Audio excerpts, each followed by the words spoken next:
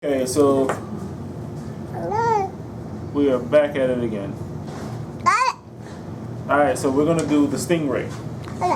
Alright, so we're going to go, what is the specific Latin name for the stingray? And also, do people have pet names for them also? Okay, so the Latin name of the stingray that we were talking about today is the Atlantic stingray, is its common name.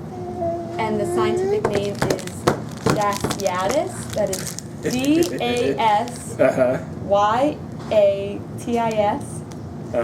believe. And then Sabina is the second, is the Sabina. Yes. Alright, and you guys usually basically keep those in the house. We do, those, yes. Now, we was discussing, those are not one of the ones you release out back into the wild once they get too big. We do. Oh, you do? Okay. Yeah. Okay. The Atlantic stingray is one of the smaller stingray species. Our southern stingrays are closely related to them. They get really big and they can be released back out. Our Atlantic stingrays, they'll either go to one of our other shark or stingray tanks when they get a little bit bigger from the touch tank. And after that, if we need to surplus them out or we have too many, then we release them back into the wild. Do the stingrays kind of get along with the sharks if they go into those? They do, yeah. They seem to, stingrays are much more bottom dwelling, they stay in the bottom. And the sharks, for the most part, will feed in the water column, so they usually don't compete each other or bother each other too much. Okay. They're, like we just said, they're located off the coast, right?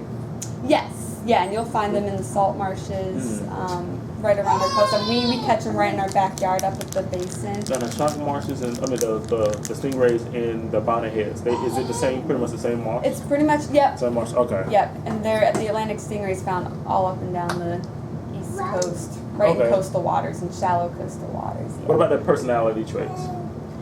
They're definitely very inquisitive. They'll come right up to you, and they know that it's feeding time, and they'll come and flap their pectoral fins at you. And they definitely interact with each other. We try and do a broadcast feed with them, as opposed to with the sharks, we target feed each one. We try and, since they feed on the bottom, we'll do a big scatter feed so they each have enough at the bottom and don't try and compete with each other. You'll see some bite marks on their sides sometimes where stinger will both go for the same piece of fish, and then they go at it. Now, when they feed, is it a certain way when they eat the food, like the stingrays? Obviously, their mouths is at the bottom. Correct. Yeah. So is it like one swoop and it's like They actually do a really interesting feeding behavior. So they'll hover on top of that piece of food, and then it kind of looks like they are caving. So they kind of hunch up, and you can see their lips are kind of going like in this concave position, and their teeth are not like sharks with pointy teeth. They have plate-like teeth, which are used to crunch. So they like the same thing that the bonnet heads eat. They'll eat the crabs and shellfish and things that are found on the bottom. Okay. Yeah. Alright, it says how often is the stingray? How often do they have sex? Like, usually, is it during season or is it a certain time of the year do they mate? Yes. And I'm not sure the exact seasonality of it, but there's definitely a time that mature males and females will get together and congregate. But how do they mate?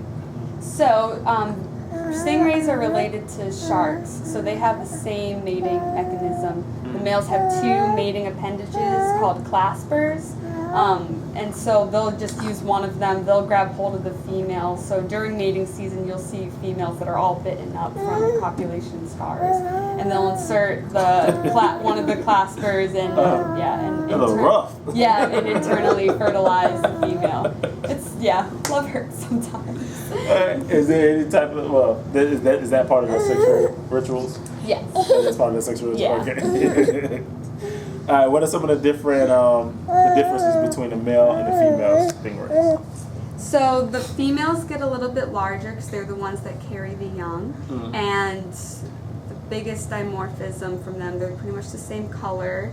The males have those outward appendages, and the females Now, don't. the outward, the appendages, are they more noticeable? Yes, they are. They look like, so the stingray has its tail, and then it looks like two fins like coming off of that. Yeah. Okay. Okay. All right. That's interesting. Well, at what age do they become fertile? Like. So when do they become sexually mature? Right. So stingrays and sharks can live up to 10 to 20 years. Sometimes it takes them about 15 years to become sexually mature. I know for stingrays it's less than that.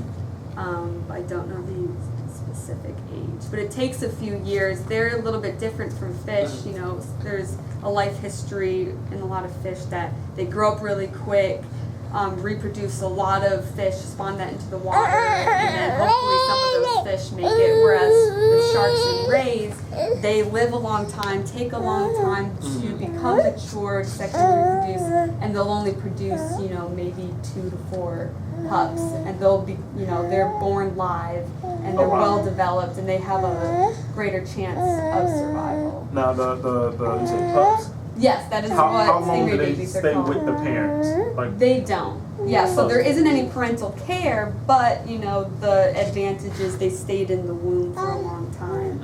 So they come out fully formed, looking like a little miniature stingrays, and they go off in their own way. They're in the salt marshes, which are a protected habitat, as opposed to being out in the big scary ocean. They have, you know, this grass to hide in, well camouflaged from the big predators that come in.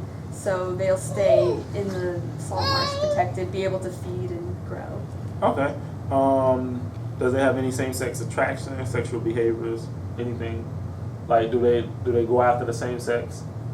I don't think so, no. You don't think so? No homosexuality noted in sharks and rays that I'm aware of.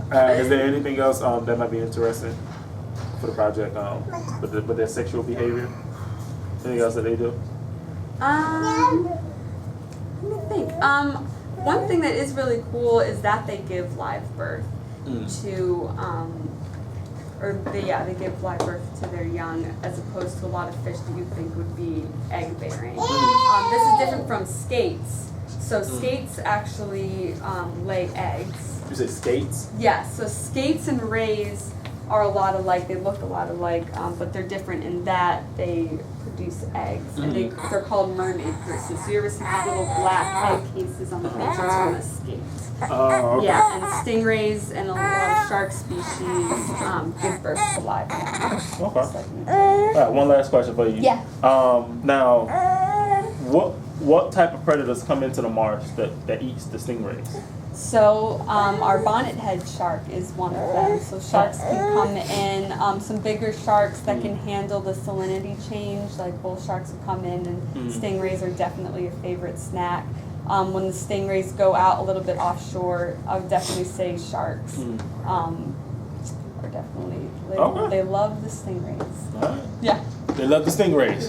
All right, so that ends it. All right.